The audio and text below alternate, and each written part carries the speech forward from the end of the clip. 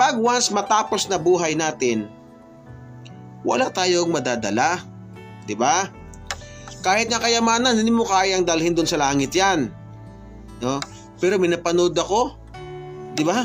Yung kayamanan niya, inilagay doon sa libingan, pati kotse niya. Sino na kinabang doon? Siyempre, aanayin yun, diba? Kaya sabi niya kay Timothy, sabi ni Timothy, na mas may malaking ganansya kay Lord. Bakit? Si Lord ay wala siyang katapusan. He is a living God. He is our eternal God. Ito yung mga bagay-bagay ng mga temporary, pera, kotse, bahay. May katapusan po yan. Yun ang pinakadakilang ginansya natin. Bakit? Kung siya ay walang katapusan, tayo magiging eternal din tayo after all, later on. Ang katawang lupa na to, matatapos na to. And after this, mamamatay tayo. Kasama natin si Lord sa langit na walang katapusan.